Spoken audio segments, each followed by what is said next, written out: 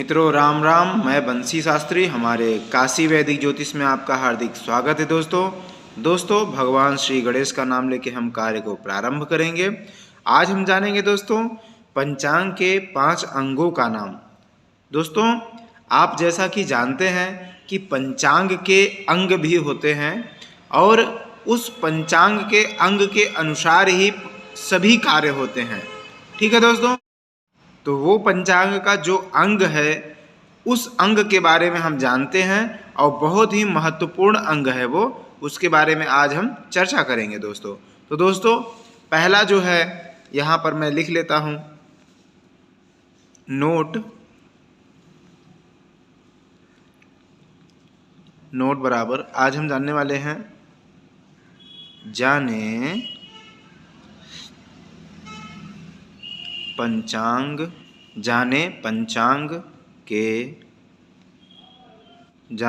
पंचांग के अंग क्या क्या है। ठीक है दोस्तों, और पंचांग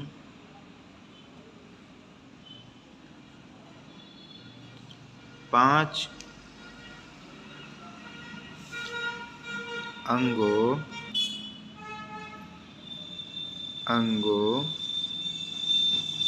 से मिलकर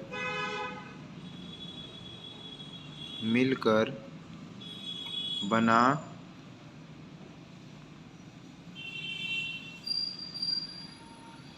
हुआ है। दोस्तों ये जो मैंने आपको कहा कि जो पंचांग के 5 अंग हैं, आज हम उनके बारे में जानेंगे और उनका अंग क्या क्या है इसके बारे में जानेंगे। और ये पंचांग जो है 5 अंगों से मिलकर बना होता है। ठीक है दोस्तों, ये अब कौन कौन सा अंग है ये हम जान लेते हैं। तो पहला है वार, तिथि,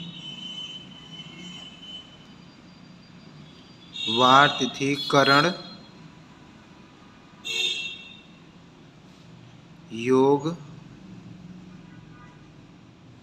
एवं नक्षत्र।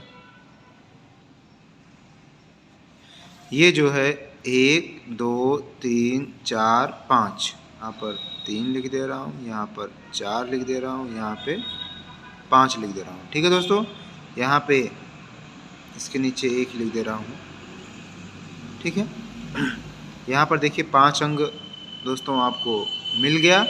इन्हीं 5 अंग के आधार पे पूरी पंचांग की गणना और रचना हुई है, जो कि हम देखने वाले हैं दोस्तों।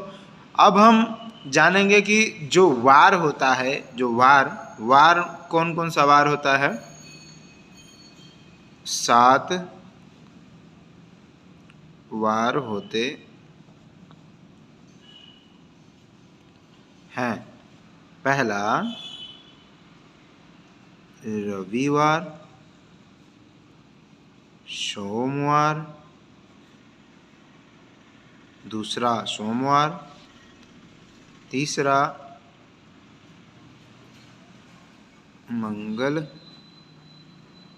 मंगलवार, चौथा बुधवार,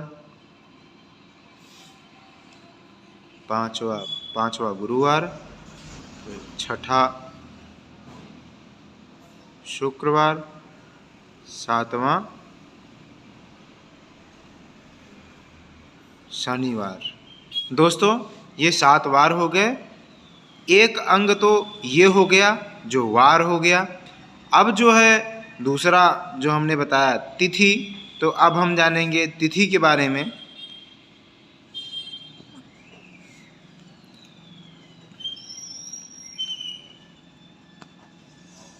तिथि बराबर दोस्तों जो तिथि होता है, जैसे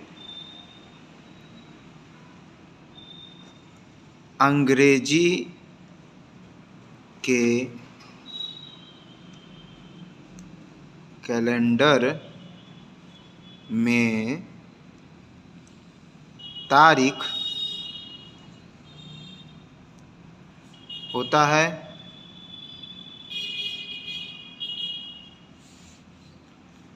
ऐसे ही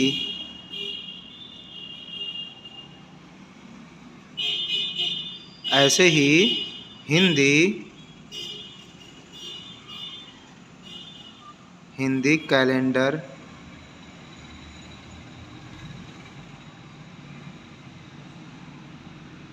या फिर पत्रा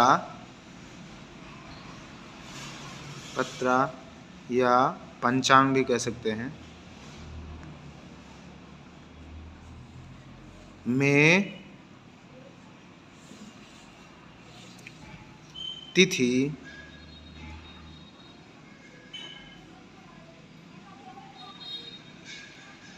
होती है। दोस्तों, जैसे कि जो अंग्रेजी का कैलेंडर होता है उसमें जो तारीख होता है ना, वही हमारे पत्रा या पंचांग में तिथि का रूप दिया जाता है दोस्तों। तो तिथि जो शास्त्र है हमारा ज्योतिष शास्त्र, उसको तिथि में हम गणना करते हैं और वही जो है अंग्रेजी कैलेंडर में तारीख में गणना किया जाता है दोस्तों। ठीक है दोस्तों, अब हम देख लेते हैं जो अंग्रेजी कैलेंडर होता है उसमें जो है 1 से लेकर 30 तारीख तक होता है, लेकिन जो हमारा तिथि होता है, हम तिथि के बारे में जानना चाहते हैं, इसके लिए हम तिथि के बारे में लिखेंगे दोस्तों। तो जो तिथि होता है ना, वो 15/15 की तिथि होती है। ठीक है, अब जैसे इसका मतलब हम समझ ले, 15 मतलब 15, जैसे जो पकड़िए 15, ये जो पहला वाला 15 है इसको हम लिखते हैं 15। ठीक है, अब इसका हम देखेंगे जो प्रतिपदा से अमावस्या, ये जो 15 हो गया ये प्रतिपदा से अमावस्या हो गया, और जो दूसरा वाला 15 हो गया वो ये दूसरा वाला 15 है। ठीक है, वो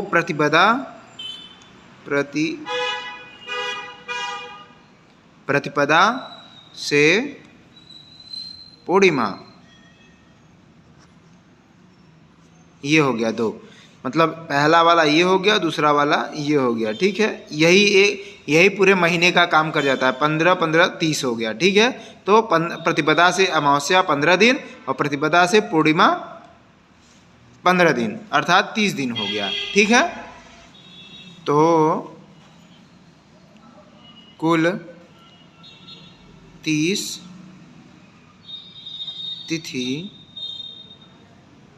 हुई, अर्थात 15 ये और 15 ये, कुल 30 तिथि हो गई ना। अब दोस्तों, जो प्रतिपदा होता है ना, जैसे मैं लिख देता हूँ यहाँ पे, नोट में लिख देता हूँ, नोट, ये जो प्रतिपदा होता है, प्रतिपदा